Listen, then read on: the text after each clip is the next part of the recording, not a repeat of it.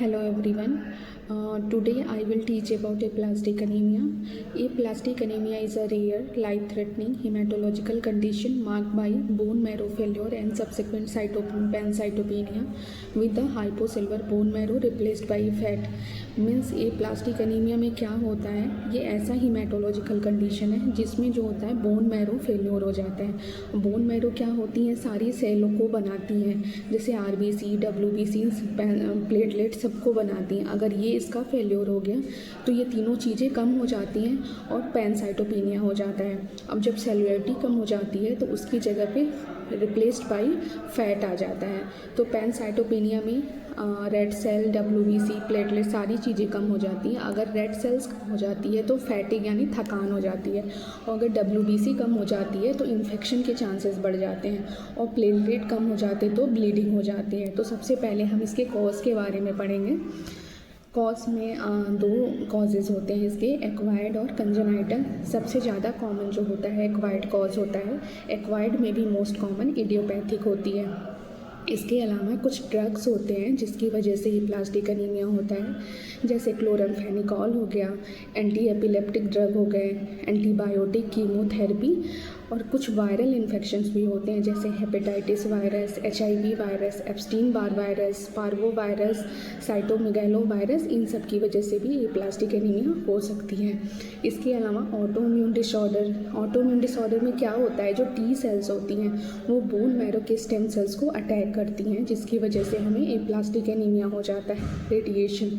इसके अलावा second cause है कंजेनाइटल जो होती बहुत ही रेयर हो जाता है। इसका एग्जाम्पल फैनकोनी एनीमिया। इसमें क्या होता है, DNA रिपेयर डिफेक्ट हो जाती है और प्रोग्रेसिव मैरो का फेल्योर हो जाता है। फैनकोनी एनीमिया के अलावा डिस्किरेटोसिस कंजेनाइटा भी कॉज करती है।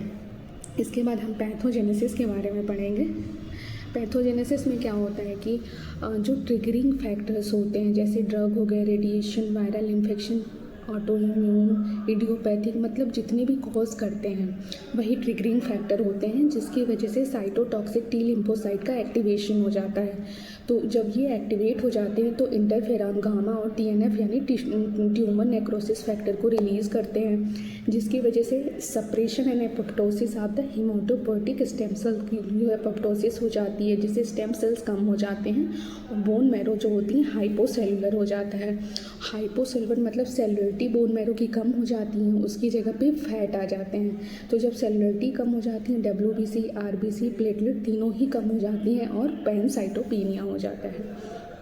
नाउ हम सिम्टम देखेंगे।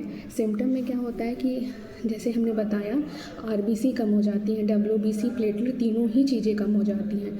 तो जब RBC ब्लड सेल्स कम हो जाती हैं तो थकान होती है, फैटिग होती हैं, फीवर, हेडेक, डिजनेस, सांस लेने में दिक्कत होती है क्योंकि एनीमिया हो गया, और हमारे स्किन पे रैसेस, पेल स्किन हो जाते हैं। WBC कम हो जाता है तो फ्रिक्वेंट और प्रोलॉन्ग रिकरेंट इन्फेक्शन के चांसेस बढ़ जाते हैं।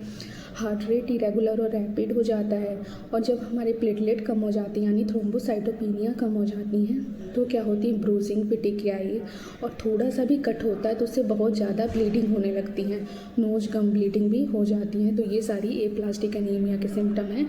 अब हम डायग्नोसिस देखेंगे। डायग्नोसिस में क्या होता है, CBC जब हम कराते हैं कंप्लीट ब्लड काउंट तो उसमें TLC मतलब हीमोग्लोबिन, प्लेटलेट सब कुछ कम हो जाते हैं, पैनसाइटोपिनिया हो जाता है, और जो पेरीफेरल ब्लड स्मेयर होते हैं उस पर नॉर्मोसिटिक, नॉर्मोक्रोमिक RBC दिखेंगे। रेटिकुलोसाइटोपिनिया, कोई भी ब्लास्ट या एबनॉर्मल सेल्स नहीं दिखेंगे। सेकेंड डायग्नोसिस हम बोन मैरो एग्जामिनेशन से करते हैं, जो बहुत ही इंपॉर्टेंट होता है और बहुत ही कन्फर्मेटरी होता है, जिसमें बोन मैरो एस्पायरेशन और बायोप्सी करते हैं। बोन मैरो बायोप्सी जो होती है तुम्हारा मोस्ट रिलायबल होता है, ठीक है। इसमें क्या होता है, हाइपोसेलुलर मैरो, जो चीज़ें मैंने पहले बता चुकी हूँ, हाइपोसेलुलर मैरो हो जाता है, फैट स्पेसिस ज़्यादा हो जाती हैं, और marked decrease of erythroid, myeloid, megakaryocytic cells मतलब RBC, WBC और प्लेटलेट की सेल्स जो होती हैं कम हो जाती हैं। इसमें कोई भी मैलिग्नेंट इन्फिल्ट्रेशंस और फाइब्रोसिस नहीं होता है।